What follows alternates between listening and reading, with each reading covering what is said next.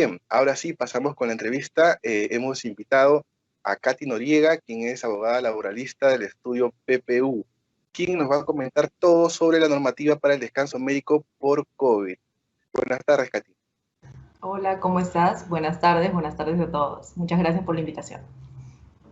Sí, este tema estaba revisando un poco y se me hacía un poco complejo porque ha habido cambios, recientes cambios en la normativa, ¿no? Durante la mayor parte de la pandemia se hablaba de los famosos 14 días de aislamiento, pero a inicios de enero se bajó a 10 días y luego, hace unos pocos días, se ha reducido incluso esto a 7 días. Entonces, para empezar un poco, quisiera que hagas un recuento sobre esta normativa y comentar, ¿no? ¿Qué requisitos, cuál es el procedimiento que hay que seguir para que el trabajador con COVID acceda a este descanso? Ujú. Perfecto, sí, efectivamente han habido una serie de cambios y enfrentamos escenarios distintos, ¿no? En efecto, las normas han ido variando a lo largo del tiempo y podemos incorporar una serie de conceptos diversos que nos pueden llevar a confusión, tanto a empleadores como a trabajadores.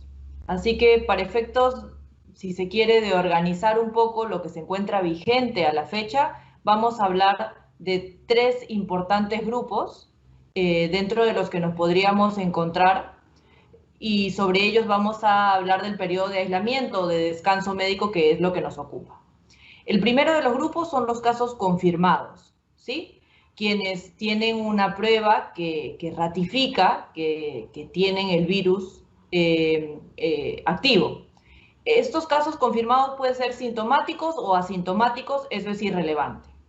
Para efectos del periodo de aislamiento, estos casos confirmados tendrán 10 días de aislamiento si es que cuentan con la vacuna completa y tienen alguna comorbilidad, si son sintomáticos. Si son casos confirmados sintomáticos con vacuna completa pero sin comorbilidad, serán 7 días.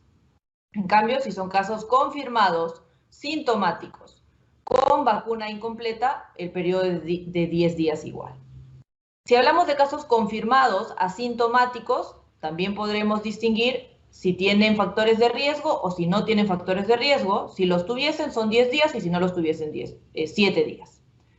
El otro gran grupo son los casos sospechosos o probables, que son aquellos que no tienen ninguna prueba de diagnóstico, pero desarrollan síntomas. Como bien sabemos, pues las pruebas de diagnóstico escasean, hay dificultad para conseguirlas, hay grandes colas, pero ya podemos tener idea de que estamos contagiados porque se manifiesta esto en nuestro organismo. Si tenemos la vacuna completa, pero alguna comorbilidad además, nuestro periodo de descanso son 10 días desde que inician nuestros síntomas. Si tenemos la vacuna completa, pero no tenemos ninguna comorbilidad, son 7 días desde que inician los síntomas. Si somos casos sospechosos, probable, pero nuestro proceso de vacunación está incompleto, también son 10 días desde que inician los síntomas. El último gran grupo, y perdón la confusión, pero es que son grandes categorías, es el grupo de los contactos domiciliarios. Hasta antes, tú mencionabas bien, teníamos la posibilidad de estar en contacto directo con alguien en nuestro trabajo, que podía estar contagiado, etc. La nueva normativa ya no incluye a estas personas dentro de quienes se tienen que aislar. Únicamente pone énfasis en las personas que pueden haber tenido contacto domiciliario con una persona confirmada o un caso sospechoso o un caso probable. Si esto ocurre, qué sé yo, mi papá, mi hermano, mi esposo, con quien vivo, es un caso confirmado o sospechoso de COVID-19 y yo soy asintomático, pero he tenido contacto directo con estas personas, también debería mantenerme aislado. Sin embargo, en estos casos no con descanso médico, simplemente aislado con el objetivo de no transmitir eventualmente el virus en mi lugar de trabajo, en la calle, etc. Igual me mantengo aislado como si estuviese contagiado por un periodo de 7 días desde el último contacto con las personas que son casos confirmados o casos sospechosos. Esas son las tres grandes categorías, ¿no? A la Entonces, fecha.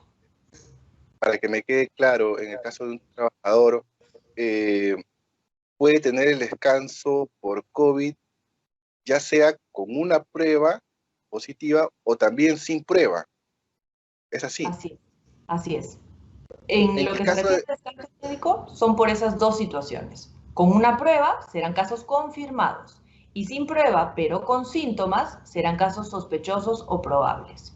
De todos modos, para salir de dudas, el escenario ideal es que si desarrollamos síntomas, tengamos la opción o la posibilidad de poder descartar con una prueba, pero si ello no ocurre, el desarrollo de síntomas deberían habilitarnos para poder tener este descanso médico, como bien señalas.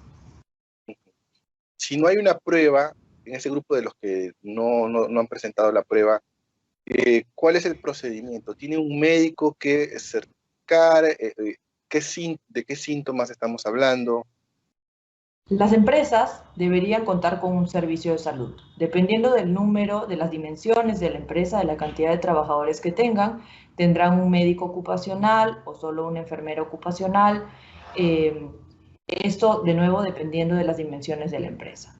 Asumiendo que sea una empresa que cuenta con la asistencia de un médico ocupacional presencial o semipresencial, este será quien evalúe los aparentes síntomas que desarrolla el trabajador. Esta evaluación puede ser incluso de forma virtual o remota, y sobre eso está en la capacidad de emitir un descanso médico, porque las nuevas disposiciones admiten la posibilidad de que el médico ocupacional de las empresas emitan también los descansos médicos.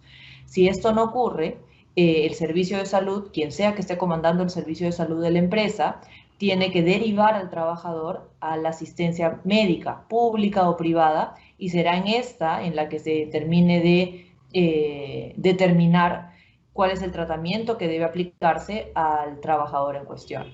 Sin perjuicio de ello, debemos saber que si es que los síntomas son de menor intensidad, el trabajador podría perfectamente mantenerse en aislamiento en su domicilio sin exponerse a acudir, por ejemplo, a un centro médico que esté colapsado, o a tener que tomarse una prueba de diagnóstico como un requerimiento ineludible para contar con este descanso médico. Recordemos que la Autoridad de Trabajo ha sacado en breve un comunicado en el que establecen otras vías por las que se puede obtener el descanso médico, a través de la vía telefónica, a través de un contacto en línea, para precisamente favorecer que quienes, incluso siendo sintomáticos, no tengan que desplazarse corriendo el riesgo o de afectar más su salud o de dispersar el virus.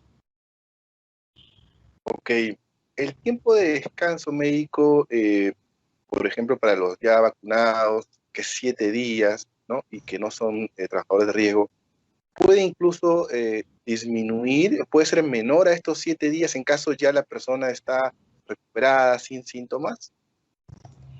Lo que se ha establecido es que el periodo para los casos confirmados y sospechosos, en los supuestos que tú mencionas, es de 7 días, no menos, porque no solo se evalúa el periodo de síntomas, sino el periodo de contagio. Recordemos que pueden haber casos asintomáticos que no desarrollen incluso ningún síntoma, y ello no obsta que puedan desplazarse, porque en ese periodo igual pueden estar dispersando el virus y continuar la cadena de contagio. Ok, ok. Entonces, el periodo mínimo de descanso es 7 días. En ningún caso es menos de ese lapso de tiempo, ¿no? Porque había Correcto. leído, no sé dónde, qué información de que podría ser hasta 5 días, pero creo que me he confundido, entonces estamos precisando esto. Para los trabajadores que puedan estar en casos confirmados, sospechosos o probables, el periodo mínimo es de 7. Perfecto. ¿Y esto aplica, este plazo, también aplica para los trabajadores a distancia, los que están en trabajo remoto también? Los descansos médicos en principio tendrían que aplicar de forma transversal a cualquier persona que esté trabajando. No se genera una distinción respecto de quienes están trabajando de forma presencial o de forma remota. El objetivo de un descanso médico al final es la recuperación de la salud.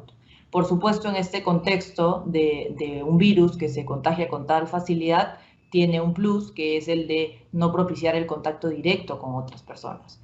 De modo que si yo soy un caso confirmado, o soy un caso sospechoso probable, mi objetivo al otorgarte un descanso médico es que recuperes tu salud y que además no tengas contacto directo con otros. Si estás trabajando de forma remota, no tendrás contacto directo con otro personal de la empresa, pero igual tienes que utilizar este tiempo para recuperar tu salud. Por lo tanto, este tiempo que se te está otorgando tiene que cumplir una o ambas finalidades, incluso si estás trabajando de forma remota. Ok, entiendo que este descanso médico es remunerado para el trabajador, ¿no? Es remunerado y este costo lo asume el empleador o en qué casos es salud entra a tallar. A ver, los descansos médicos como tales, en general, tanto los que se están dando por contexto de COVID-19 o los que se dan por cualquier motivo de salud, cumplen las mismas reglas. Los 20 primeros días son asumidos por el empleador en calidad de remuneración y a partir del día 21 son subsidiados por salud. Igual son abonados por el empleador de forma directa para que al trabajador no le perjudique el recupero, digamos, el tiempo que demoraría tocarle la puerta de salud y decirle, estoy con un problema de salud, necesito que me pagues esto directamente. No, la ley lo que establece es que es el empleador quien lo paga al trabajador y luego el empleador voltea donde salud a recuperar este dinero. Es lo mismo que ocurre en este caso, ¿no? Los 20 primeros días de descanso médico, por la razón que fuese, porque me rompí el brazo, me rompí la pierna, tuve un problema de salud diferente del COVID o tuve un problema de COVID, cualquiera de estos, los 20 primeros días son asumidos directamente por el empleador. A partir del día 21 los asume salud, pero los abona directamente el empleador al trabajador en su boleta como cualquier otro pago mensual, pero a título de subsidio de salud. Luego el empleador voltea con salud a recuperar esto con el sustento del descanso médico. Hago una salvedad aquí y es que muchos empleadores están presentando una serie de dificultades frente a salud con el recupero del subsidio por la escasa claridad que hay respecto de los documentos que se presentan en este contexto. ¿Por qué razón? Porque, como mencionaba al inicio, tenemos por un lado que algunos trabajadores obtienen descansos médicos ante médicos tratantes en el ámbito privado o público, que otorgan descansos médicos y además tienes una receta médica o además tienes la constancia de haber pagado por tu cita. Y en otros casos, estos descansos médicos se obtienen a través de los médicos ocupacionales de las empresas, habilitados por normativa emitida por el Ministerio de Salud. Pero E-Salud está resistiendo a la presentación de este tipo de documentación o está requiriendo documentación adicional que no está prevista o que no se va a poder conseguir. Imaginemos, si yo me atiendo con el médico ocupacional de la empresa, es claro que no voy a tener un recibo de atención o no voy a haber pagado por esa atención médica o de repente no va a haber una receta médica si soy asintomático, entre otros. Es seguramente algo respecto de lo que salud debe hacerse cargo o quizá ya está estableciendo protocolos que van a salir en breve, pero de momento para muchas empresas esto está en la nebulosa y están teniendo dificultades para recuperar ese dinero que ya viene abonándose a los trabajadores, ¿no? Sí, justo también ese tema le iba a consultar, ¿no? Respecto a qué hace falta mejorar en la normativa, tanto para facilitar a los empleadores como a los trabajadores este esquema de descanso médico. Pero antes de que profundice con este tema de normativa pendiente, vamos con algunas consultas de público que nos están llegando. Por ejemplo, allá la pregunta, en caso del trabajador no mejore, ¿no? Sus síntomas todavía estén complicados por más allá de 7 días, 10 días, eh, ¿qué sucede con ellos? ¿Hasta cuánto tiempo se puede alargar el periodo del descanso médico? Bueno, en realidad esa es una respuesta más técnica que jurídica. En este y en cualquier otro asunto que implique una afectación a la salud, los médicos tienen una suerte de parámetros temporales de lo que normalmente toma conseguir un estado óptimo de recuperación. Pero cada caso particular puede justificar objetivamente que eso se extienda. Imaginemos, los plazos regulares establecen que actualmente me debería tomar 7 días estar apta para regresar a mi actividad luego de un proceso normal post-COVID. Pero resulta que mi cuadro, por cuestiones propias de mi salud, implica que me tengan que internar. Y esto no se va a superar en 7 días. De repente tomará 15 días, 20 días, un mes, hasta que yo me encuentre totalmente habilitada. Mientras el médico tratante se encuentre en la capacidad de sustentar mi cuadro en mi historia médica, en los tratamientos que debo llevar, en la medicación que requieren aplicar en mi caso, etcétera, esto será lo que requiera el propio paciente y por lo tanto el descanso médico se extenderá consecuentemente con esta necesidad. No deberíamos limitar el parámetro a la opinión médica. El médico tratante es el que determina esto, ¿no? Ok, tenemos otra consulta de Elena Cánchez. Es respecto a cuál es la normativa donde se está regulando este tema del descanso médico por COVID. Ella señala de que la resolución ministerial, la 018 del MINSA, habla de aislamiento en el ámbito comunitario, pero no menciona expresamente descanso médico. Entonces, aquí yo le preciso la consulta, ¿no? Cuando se habla en esa normativa de aislamiento, ¿es lo mismo que descanso médico en términos simples? ¿Es así? Es una duda completamente válida y nosotros tenemos la misma impresión. Por alguna razón incomprensible no se recurre al término descanso médico, pero confiamos en que en realidad se refieren al mismo concepto. No haría sentido que estemos fijando un aislamiento para la recuperación de la salud que no venga respaldado en el descanso médico consecuente de los trabajadores, ¿no? Es correcto, no se hace mención expresa, no se recurre al uso de este término, pero consideramos que es esa norma la que lo respalda. Correcto, entonces está aclarada esa, bueno, esa duda. Queda un Muy poco válido, la duda, pero es válido, sí, sí. A lo largo de la pandemia, la distinta normativa del MINSA ha tenido algunos términos que generan, ¿no? algunas dudas, pero ahí está la precisión. por Otra supuesto. consulta de Patricia Páez. Luego de que ya mejoré, ¿no? Tras el contagio, ¿hay que entregar una constancia de alta del médico o no? No es obligatorio y de hecho la reciente normativa indica que el alta médica no determina el retorno a la actividad. Lo que entendemos que procuran las nuevas disposiciones y más aún el último comunicado que se expidió es que en la mayoría de casos, que además vienen acompañados por síntomas más leves, el solo transcurso del tiempo nos permita determinar que los trabajadores ya están listos para el retorno a la actividad.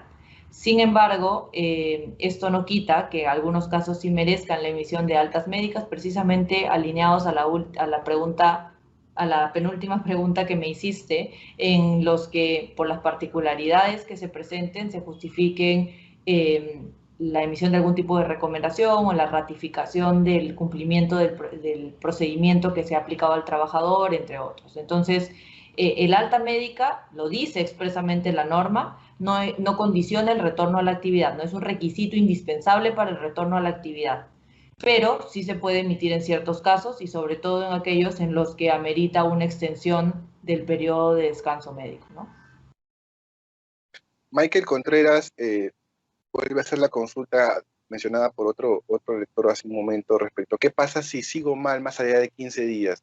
Lo que se quiere saber es hasta cuánto tiempo yo puedo tener descanso médico.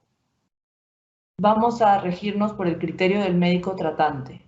Cualquier situación de la salud que implique una extensión del descanso médico en los parámetros regulares que fija la norma, lo debería fijar el médico en función del caso particular y las necesidades de la persona que está padeciendo la afección de salud. Ok, entonces no está determinado, esto no hay No debería haber un límite mientras se justifique objetivamente las necesidades de su recuperación. perfecto. En el caso de los contagiados con prueba, ya, mejor dicho, ya confirmados con prueba, esta prueba puede ser cualquier tipo de prueba de descarte porque hubo una polémica respecto a que se estaba exigiendo la molecular, pero puede ser también con la antígena o con cualquier otro tipo de prueba, o qué tipos de pruebas son los aceptados. No, es correcto. Esta ya es una situación zanjada tanto por la autoridad de trabajo como por la autoridad de salud, que de hecho es la más autorizada. De hecho, nunca debió ser una polémica, a decir verdad. La propia norma que regula, digamos, las obligaciones en materia del plan COVID-19, que rige a todas las empresas, indica expresamente que tanto la prueba PCR como la prueba antígena son pruebas de descarte válidas. Por lo tanto, cualquiera de las dos pueden servir para diagnosticar a un trabajador que se encuentre contagiado. es una recomendación que les doy, igual no es algo que ordene la norma, pero hay que tener en consideración el momento en el que las utilizamos para que puedan desplegar plenamente sus efectos y sean un elemento que nos ayude efectivamente a diagnosticar. Pero fuera de esto, ambas son perfectamente válidas. Nadie nos podría decir que una no tiene valor y que tenemos que tomarnos la otra, más aún cuando el costo es significativo entre una y otra. Gladys Jara pregunta, ¿no? Que se ha mencionado que hay un descanso médico que se puede obtener por teléfono, vía una consulta a salud o MINSA. ¿Cuál es ese número al que habría que llamar? A ver, lo voy buscando, a ver si lo conseguimos antes de que termine la entrevista. Ok, pero entonces esa vía es válida, o sea, es a través de salud. No es necesario que haya un médico ocupacional de la empresa o un médico particular que uno tenga que buscar para que te dé un certificado médico. Es como una tercera. Según se estableció, esta también es una vía válida, tan válida como la de conseguir un descanso médico a través de un médico tratante regular. Ok, ok. Ahora sí le hago la consulta que estaba pendiente respecto a que si la normativa está clara o qué mejora se puede hacer, no tanto de cara al empleador como al trabajador. ¿Qué mejoras se pueden hacer en la normativa? Bueno, sin duda, a la fecha, las autoridades están tratando de hacer lo mejor que se puede para regular sobre la marcha. Esto creo que es algo claro, es algo innegable. El tratamiento que se ha venido dando al tema de los descansos médicos es distinto, el que tenemos ahora, del que hemos tenido en la primera ola, el que se ha tenido en segunda ola y seguramente el que vendrá, pero la percepción que se tiene tanto a nivel de empresas y seguramente a nivel de trabajadores es que es un asunto sumamente complejo. A nivel de trabajadores, la incertidumbre que se genera en torno a qué necesito para, digamos, para poder acreditar ante mi empleador que no puedo ir a trabajar. Necesito acudir con una prueba de descarte, no necesito acudir con una prueba de descarte, basta con la presentación de síntomas, ¿cómo lo demuestro? ¿En qué casos esto me va a perjudicar frente a mis ingresos o no?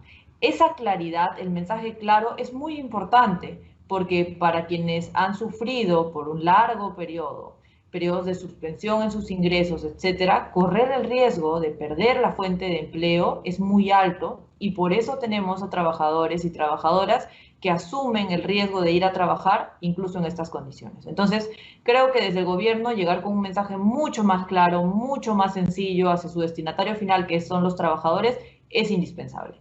Y por otro lado, hacia las empresas también, porque esas son la fuente de empleo. Entonces, a una empresa a la que le dices, bueno, tienes 3 o 4 categorías y de hoy vas a aplicar estas reglas. Y el miércoles te aplico otras reglas diferentes, pero no te digo qué va a pasar con los trabajadores que están en transición. No te doy reglas sobre eso. A final de mes, cuando tú tienes que cerrar tu planilla, tampoco te explico qué va a pasar respecto de esos trabajadores. Luego, cuando tienes que recuperar el subsidio ante salud, te aplico reglas diferentes de las que te ofrecí. Y al final no recuperas los subsidios. Y terminan pasando situaciones como las que tú me comentabas hace un momento, José Carlos, que las empresas también sienten que pierden porque terminan pagando por días que no se van a recuperar y comienzan a exigir cosas que no están en la ley, como pruebas PCR en vez de antígenas, que les dan mayores certezas, todo por la falta de predictibilidad. Creo que un protocolo muy claro respecto de en qué casos un trabajador puede ausentarse por temas de salud, quiénes emiten los descansos médicos, en qué casos se van a aplicar los descansos médicos, cuándo se van a recuperar, cómo se van a recuperar, o en qué casos no son descansos médicos, sino licencias con goce compensables, nos pueden dar luces sobre cómo organizar la actividad. Ahora la tercera ola ya comienza a bajar, tenemos tiempo para hacer una proyección sobre qué va a pasar si es que vuelven a ocurrir un alza en los contagios y creo que una respuesta clara para empleadores y trabajadores sobre cómo asumir el costo económico de un inevitable contagio masivo es muy importante y eso es responsabilidad de nuestras autoridades. En el caso de salud mencionó que el problema es que está pidiendo demasiados requisitos para la devolución. ¿cuáles son los requisitos en exceso que están pidiendo? Más que requisitos en exceso, hay poca claridad. Voy a ponerte un ejemplo que de hecho es una duda que muchas empresas nos están trasladando, ¿no? Al inicio de esta entrevista tú me dices, hace unos días han cambiado las reglas. Hemos pasado de 14 días a 10 días y luego a 7 días. Imagínate que yo tengo un trabajador al que un médico le emitió un descanso médico por 14 días. A la mitad de su descanso, cuando está en el día 4, cambia la norma y dice que solo necesita 10. ¿Qué le aplico?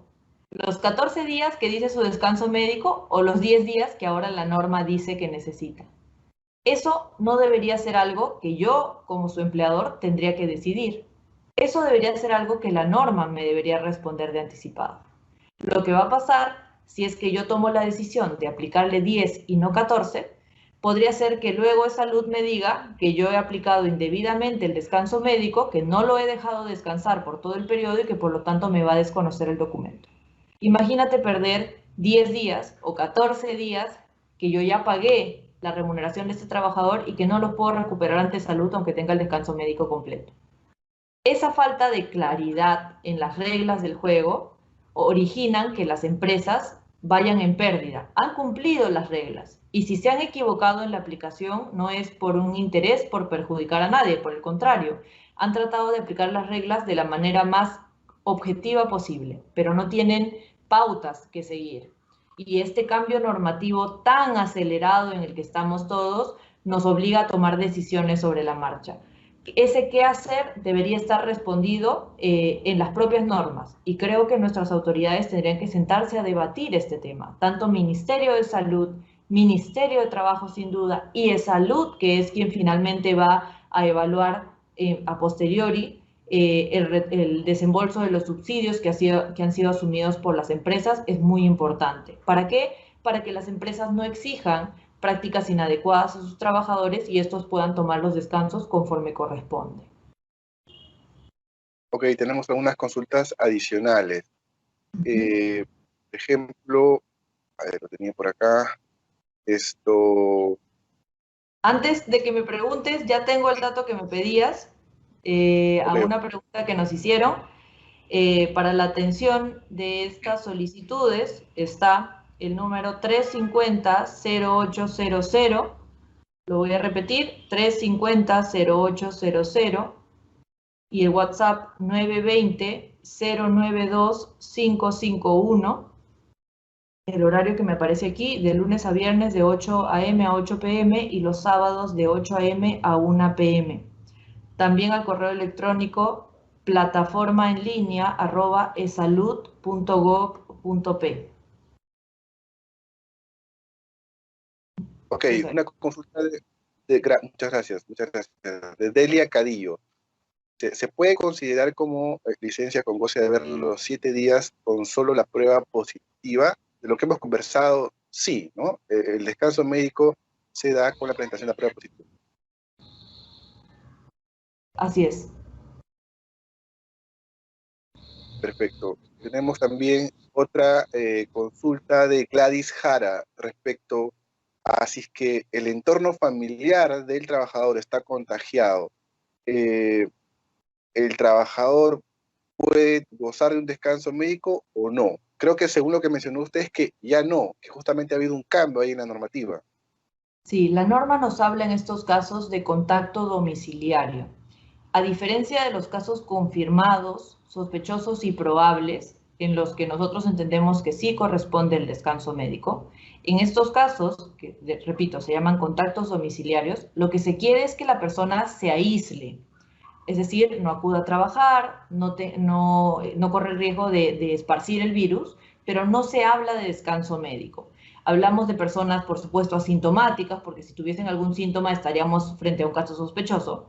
Hablamos de alguien que ha tenido contacto domiciliario con una persona contagiada o aparentemente contagiada porque tiene síntomas, y sobre ellos nosotros entendemos que aplicaría una licencia con goce compensable. Se tendría que mantener en aislamiento, por lo menos, si es que tiene factores de riesgo, ojo, si tiene factores de riesgo y tiene contacto domiciliario, 7 días desde el último contacto.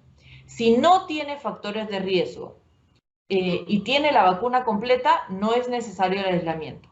Si no tiene factores de riesgo, pero tiene vacunación incompleta, también debería estar en aislamiento por 7 días.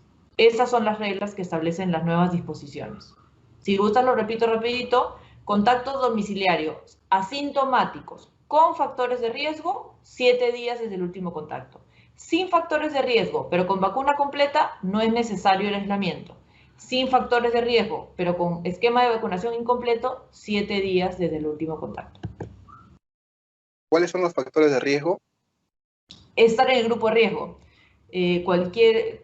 Ser parte del grupo de riesgo, la diabetes, mayores de 60, todo lo que nos ha tenido detallado, digamos, como grupo especialmente sensible o vulnerable durante todo este periodo de pandemia. Ok, estamos llegando a la parte final del programa. Antes, una consulta de Michelle Tanta. Si es que este periodo de descanso médico, el empleador lo puede otorgar, pero a cambio de, por ejemplo, las vacaciones. Dice, él nos cuenta, ¿no? Un trabajador que recién firmó un contrato, laboró una semana, luego se contagió.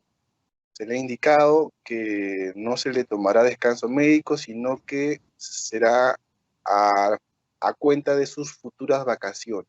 ¿Esto se puede aplicar? ¿Es correcto? ¿O la empresa está haciendo algo esto que puede ser sujeto a una sanción? Ha trabajado una semana, En este pero caso, sí. ha trabajado una semana y se ha contagiado. Ajá. No debería haber ninguna distinción. Digamos que su posibilidad de gozar del descanso por estar contagiado no está supeditada a su antigüedad en la empresa, ¿no? El que le estén otorgando vacaciones no debería ser el procedimiento más adecuado. Escenario diferente es si estamos hablando, por ejemplo, del caso del contacto domiciliario y se le otorga esta licencia con goce compensable y decide compensarla con un adelanto de vacaciones. Esa podría ser una medida acordada voluntariamente con su empleador, no impuesta de forma unilateral, pero en vez de otorgarle descanso médico, darle vacaciones, no. Ok, perfecto. Ha quedado claro. Entonces, bien, Katy, eso sería todo. Muchas gracias por su participación.